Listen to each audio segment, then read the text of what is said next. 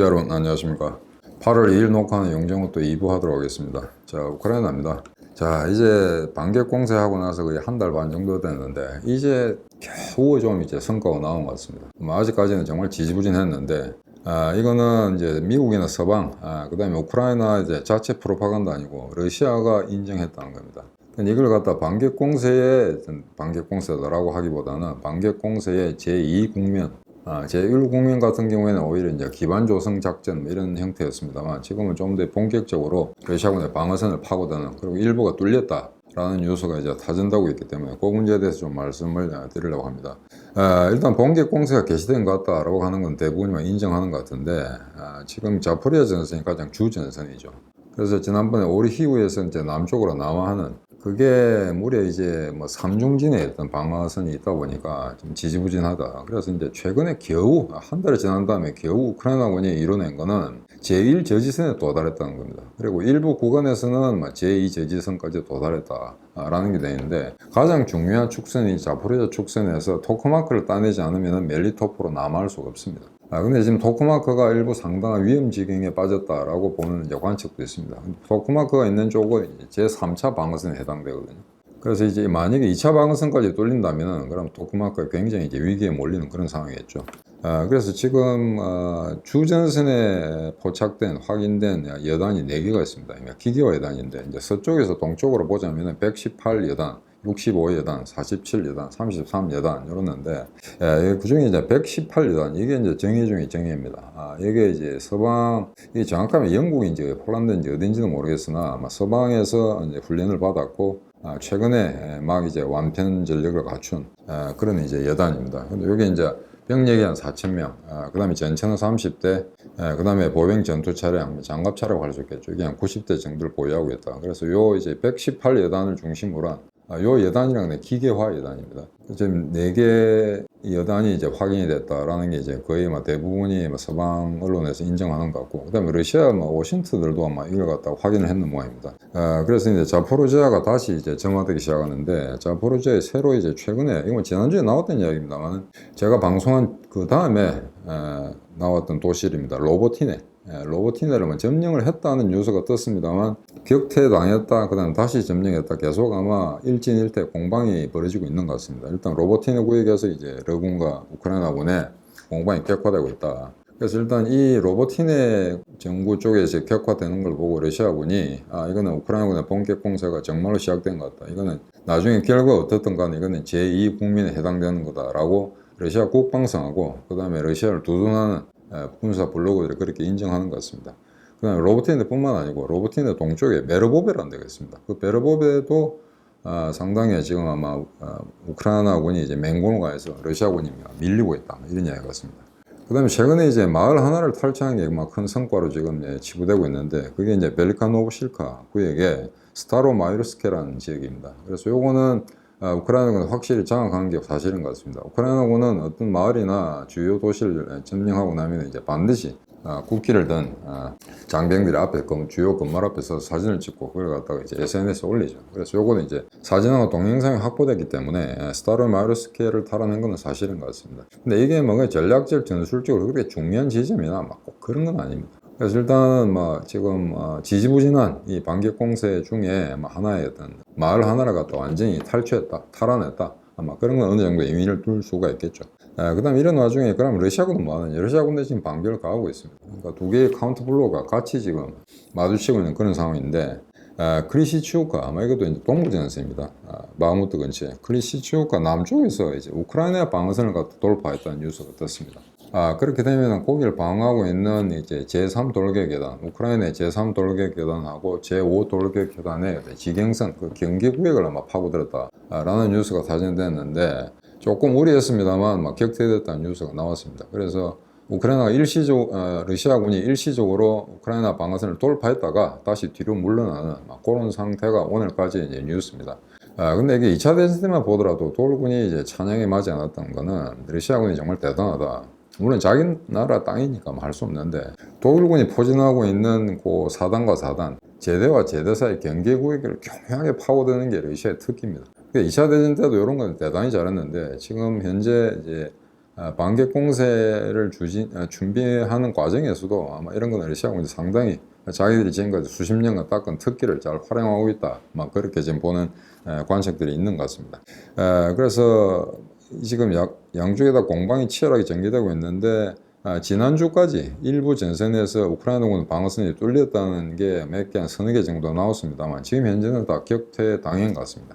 그래서 이제 그 동부전선 안드리우카 여기에 일대에서도 이제 러시아군의 이제 정예 83 공수여단이 들어왔었는데 이게 막 격퇴당했다. 근데 이미 이 83 공수여단도 꽤 유명하고 잘 알려진 여단이긴 합니다만 중화기 전차 전력이 부족하니까 일시적으로 방어선을 뚫었습니다만 곧 이제 금방 격퇴당하는 막 그런 상황이었던 것 같습니다. 그 다음에 오랫동안 이게 이제 러시아군이 이제 공을 들어왔던 지역인데 스바토베, 그다음 크레민나 그쪽에 굉장히 많은 병력들이 있죠.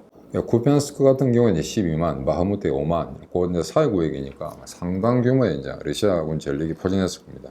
이게 여기에 두 개 방면, 그냥 크레민나하고 스바토베 이쪽에서 아마 공세를 가했는데 이것도 우크라이나군이 쳐냈다. 그래서 우크라이나군의 이제 1차 반격공세 제1국면도 이렇게 뭐 실패했다고 보는 게 맞죠, 사실은.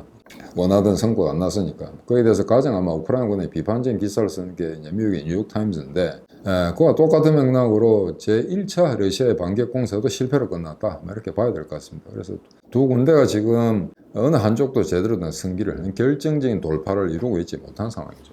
근데 여기 이쯤에서 이제 우크라이나군의 과연 약점이 뭘까? 우크라이나군도 러시아군이 갖고 있는 그런 고질적인 병폐가 있지 않을까라는 데 대해서 아마 독일 연방군이 분석한 자료가 있었는데 그게 좀 흘러나왔던 모양입니다. 어떻게 보완을 제대로 했는지는 모르겠으나 그게 이제 독일의 빌트지라는 일간지에 이제 대서특필하게 되는데 이 빌트지가 사진에 좀 나옵니다만 이게 뭐 어떻게 보면 옛날에 우리 주간지 무슨 스포츠 신문 같은 그런 분위기입니다. 아주 난잡한 칼라 사진 같은 거 갖다가 이렇게 얼기설기 엮어가지고 이제 그냥 일간 신문이라 하기는 굉장히 품위가 없어 보이는 이런 신문인데 옐로 저널리즘, 황색 언론의 대표적인 그런 신문입니다.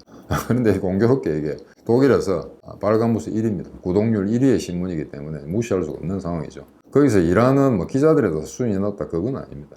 근데 그 내용은 괜찮은데 그 형식이 말이죠. 자기 신문들을 가꾸는 그 형식이 너무 난잡해서 좀 보기 싫을 때가 있습니다만 아마 빌트지가 그걸 갖다가 막 공개를 했던 모양입니다. 근데 거기서 이제 여전히 재병협동 전략 아마 러시아군도 서툴지만 아직 우크라이나의 숙련도도 상당히 이제 좀 모자란다 그런 이제 분석을 하고 있습니다. 그래서 한 4개 정도의 어떤 약점들을 제시했는데 그 중에 보면 이제 공동전투 이건 아마 독일어를 아마 그 영어로 바꾸고 그다음에 그 영어를 다시 우리말로 이제 바꾸다 보니까 이런 좀 생경한 표현이 됐습니다만 여러 가지 서로 다른 제대가 이제 합동으로 이제 훈련하고 그다음에 다시 전선에서 직접적인 작전 행동을 취하는 그걸 다 공동 전투라고 하는 모양인데 거기에 어떤 지휘 계통이 제대로 확인되고 있지 않다. 그냥 조율이나 공조가 잘 안 된다는 얘기죠. 그러니까 러시아군이 잘 안 되는 것처럼 우크라이나군도 나토 군대가 지향하는 그런 어떤 고도의 재병 협동 전술을 구사하기에는 아직도 숙련도가 좀 떨어진다 그런 이야기입니다. 그 다음에 이제 서방 측에서 여러 가지 제공하는 무기 체계를 갖다가 제대로 지금 활용하고 있지 못하다. 숙련하기가 힘들죠. 워낙 다양한 나라에서 워낙 다른 재원의 그런 무기들을 갖다가 섞어 쓰기 때문에 과연 그런 포탄이 떨어졌을 때 포탄이 제대로 있는 건지, 그 다음에 고장이 났을 때 거기 이제 부품, 장비 이런 걸 갖다가 즉각적으로 교체할 수 있는지 이게 굉장히 더딘 거죠. 그래서 단일 체계의 어떤 무기가 만들어져야 되는데 지금 뭐 급하니까 여기저기서 서방적인 무기들을 섞어 쓰다 보니까 이런 문제가 노정되는 건 사실입니다. 그 다음에 어떤 구간에서는 우크라이나의 병력이 더 많다는 겁니다. 러시아군보다. 근데 그 병력의 어떤 우위를 제대로 활용하고 있지 못하다. 그래서 지금 현재는 한 100만 정도가 전쟁에서 전투를 할 수 있는 병력이라고 그렇게 지금 평가가 되고 있습니다만 우크라이나군 말이죠. 근데 그 병력의 우위를 갖다 제대로 활용하고 있지 못한 게 아닌가.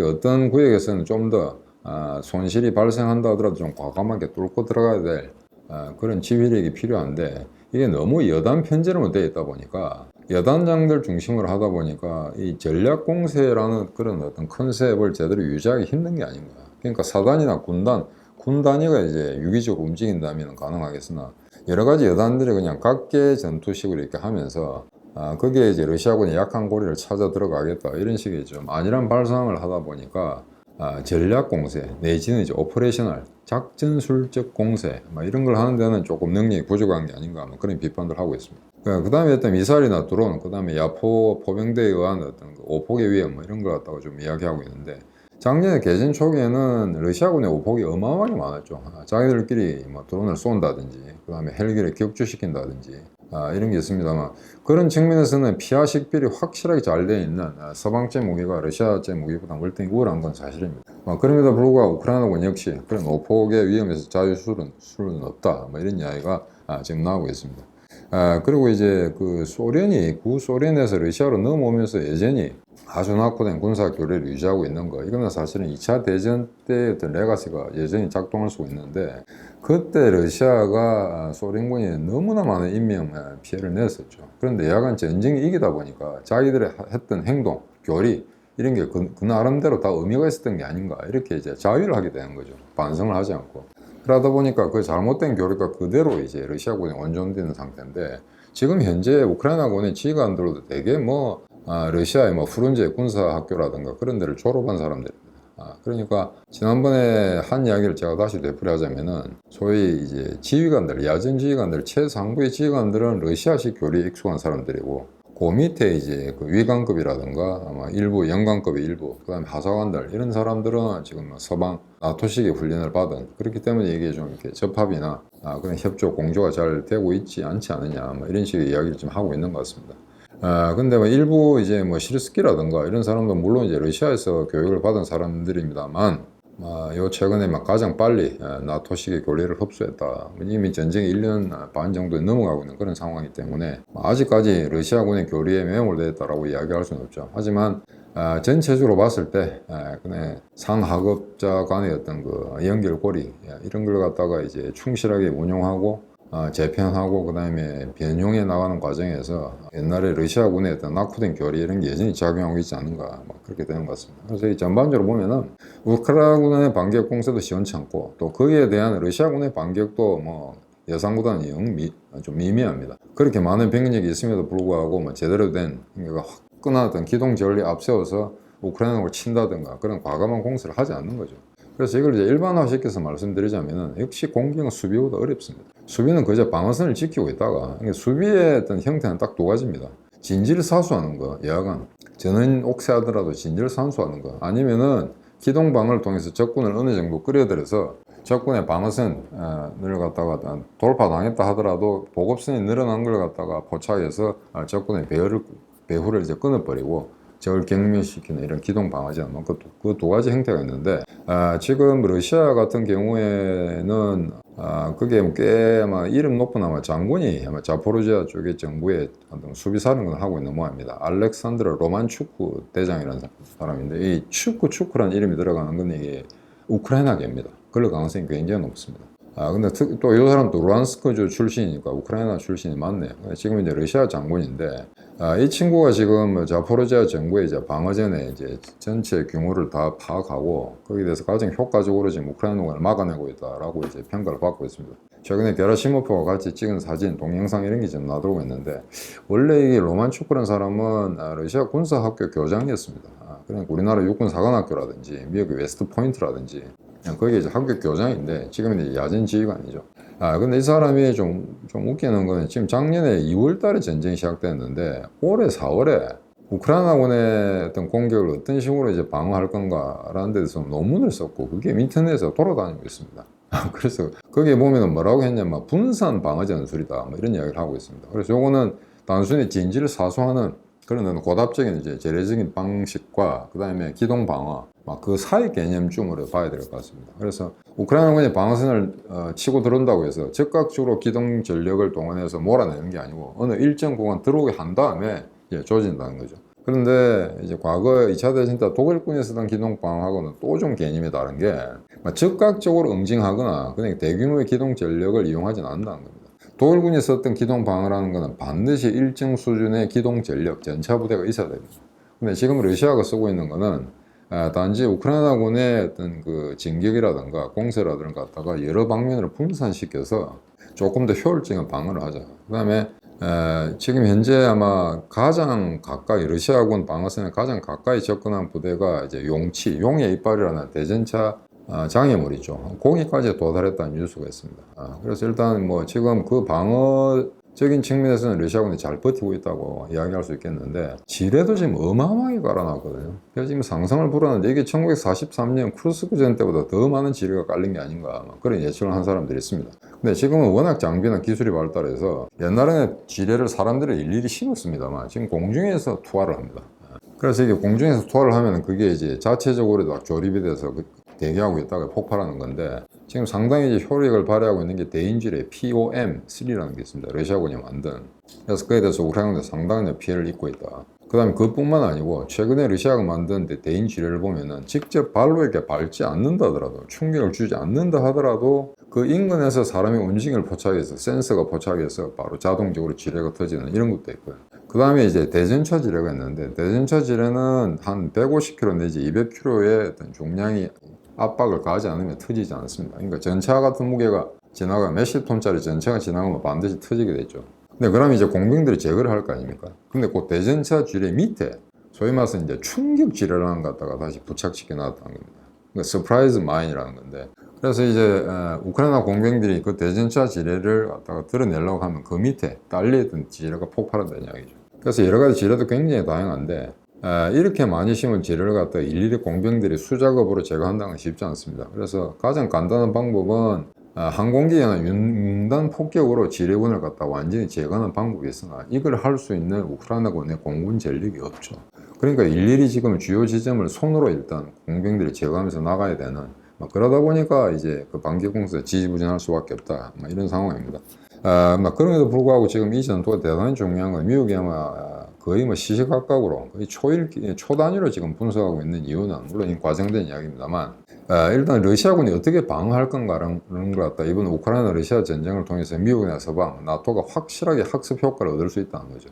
그래서 실제 육군이 러시아군과 이런 식으로 이제 공격과 방어를 해본 적이 있는 나라가 없습니다. 그러니까 과거에 2차 대전이 끝나고 냉전이 시작됐을 때 소련군과 싸워본 국가는 독일군밖에 없지 않습니까? 그러니까 미군이 적국임에도 불구하고 독일군 장교와 장교들을 갖다 전부 미국으로 부릅니다. 그래서 너가 러시아군과 어떻게 싸웠느냐 한번 가르쳐달라. 그래서 이제 엄청나게 많은 그 독일군 장군 장성 그 다음에 장교들이, 고급 장교들이 미국에 갔다가 그래서 영어 배우고 다시 돌아오죠. 그래서 이제 나토 사령부의 주요 요직을 또 차지하는 그런 일도 있었습니다. 그래서 이번에도 아마 우크라이나군이 러시아군의 방어선을 어떻게 뚫을 것인가 이거 하나도 미국이나 나토 측에서는 굉장히 이제 훌륭한 군사적 사료가 되기 때문에 이번에 뭐 어떤 형식으로 이제 방어선이 뚫릴지는 모르겠습니다만 이 과정 하나하나를 예의주시하고 있는 게 미국과 서방의 지금 관측이라고 그렇게 보도가 되고 있습니다. 자, 마지막으로 최근에 이제 미국의 여론조사를 좀 보도록 하겠습니다. 우크라이나 전쟁에 대해서. 그래서 공화당이 집권하거나 트럼프가 되면은 뭐 우크라이나 전쟁은 끝났다 이렇게 이제 극단적으로 이야기하는 사람들도 꽤 있습니다만 일단 첫 번째 질문에서 우크라이나의 승리가 이번 전쟁에서 우크라이나가 승리하는 게 미국의 국익에 중요하냐? 이 질문에 대해서 75%가 찬성을 했습니다.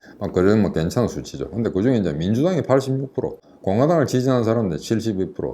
이걸 보면은 확실히 공화당이 우크라이나 전쟁에 대해서 좀 떨떠름한 입장을 취하고 있다는 걸 알 수가 있겠죠. 그 다음에 무당파, 민주당도 아니고 공화당도 아닌 사람은 한 58%가 찬성한다. 이렇게 나왔습니다. 그 다음에 두 번째 질문. 우크라이나 군사 원조, 군사적으로 계속 원조하는 데 대해서 지지하냐 안 하냐. 근데 요거는 이제 59%가 지지한다라고 했습니다. 반대는 30%입니다. 자, 그런데 민주당은 그래도 뭐 75% 정도가 군사적으로 원조를 해야 된다고 이야기하고 있습니다. 17%가 반대. 그냥 공화당은 50%가 찬성. 절반밖에 안 되죠. 근데 반대는 이제 41%. 나머지는 잘 모르겠다. 무당파 같은 경우에는 그보다 낮아서 39%. 요건 정확하게 또 반대도 39%가 나왔습니다. 그 다음에 일단 금액적으로 미국이 가장 많은 이제 거금을 들여서 우크라이나를 지원을 하고 있는데 이 지원 금액이 지금 현재 위기를 맞고 있는 경제 위기를 맞고 있는 미국의 형편상 이게 맞는 거냐 합당한 거냐 아니냐라는 이제 세 번째 질문에는 합당하다가 64% 나왔습니다. 이건 좀 이상하죠. 이게 좀 로직상 맞지 않는 게 우크라이나군의 군사 원조를 지지한다고 59%밖에 안 되는데 그 지원 금액이 합당하냐라는 질문에는 64%라고 이야기했거든요. 근데 야간 이거는 지난번 그 조사보다는 14%가 늘었습니다. 그래서 우크라이나 지금 현재 미국이 공유하고 있는 우크라이나 지원 금액이 합당하냐, 적정한 거냐라고 하는데 민주당이 77%, 꽤 높습니다. 이것도 이제 지난번에 비해서는 17%가 증가했다. 공화당은 이제 59%, 이것도 그래도 이제 41%에서 59%로 증가했습니다. 그 다음에 무당파 46%, 이거는 이제 39%였는데 상당히 올라갔다.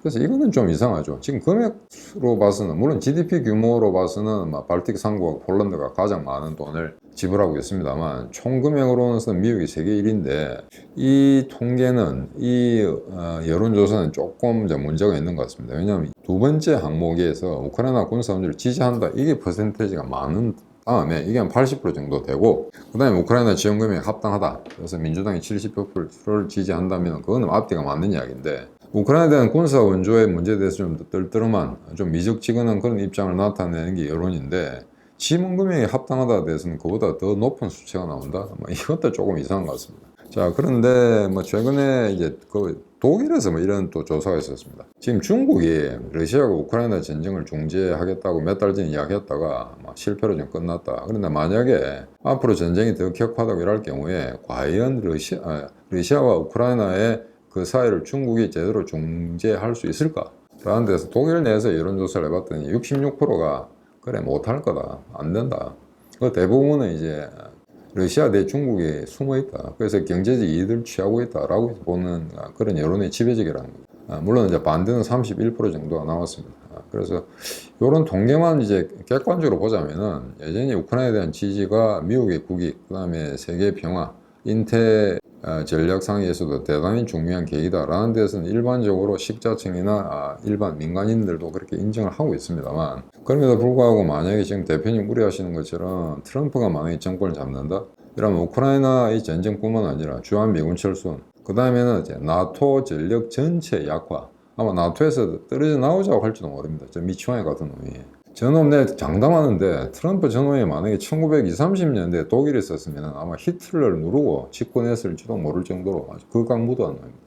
그래서 만약에 트럼프가 된다면은 이 우크라이나 러시아 전쟁뿐만 아니고 전 세계 안보 지형 전체가 지각 변동을 일으킬 그런 사태가 날 가능성이 대단히 높습니다만, 단순히 저런 그 포퓰리즘에 이제 매몰돼서 미국 시민들이 과연 저 사람을 대통령을 뽑을 수 있을까라는 데서 지금 관심이 초점이 되고 있습니다만, 대표님께서 그러더라고요. 지난번 트럼프가 당선된 거, 바이든이 당선된 거, 이거 두 개 다 맞췄는데 정말 우려하는데 이번에 정말 트럼프가 되면 끝장인데 트럼프가 될 것 같다라는 그런 필링을 지금 가지고 계시다는 겁니다. 그래서 단언코 말씀드리는데 이번에야말로 정말 대표님의 예언이 틀리길 바랍니다. 전 세계 안보와 우리나라의 국익 차원에서 말이죠. 그래서 지금 대단히 이제 심각한 상황입니다. 그래서 공화당이 지금 우크라이나에서 손을 빼자, 완전히 전쟁을 그만두자라고 하는 건 아닌데, 만약에 저런 식으로 해서 지금의 일반적인 극히 표준적인 미국의 민심, 여론 이걸 갖다가 넘어서서 트럼프가 어떤 개지랄을 했을 경우에 공화당이 내부적으로 그걸 막을 수 있는가?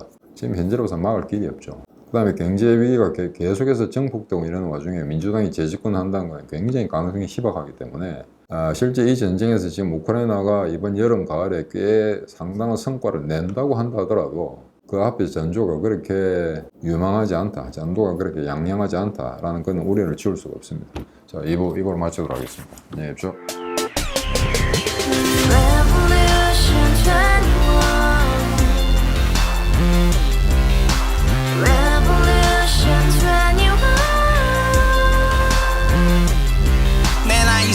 월세 30 코인빚만 300 서울에 온 지 벌써 10년 아둥바둥 버텼지만 여전히 난 반지 하에 제왕 곰팡이 연문제약 내비랑 깡통망통 완전히 폭망 고시원 창문만큼 작아진 내 꿈 연애 결혼 내 집 모든 게 헛꿈 1년 전 떠난 여친 울며 말했지 같이 스파차 평생 가본 게 꼭꼭꼭하지 가바후스 700 나도 소유주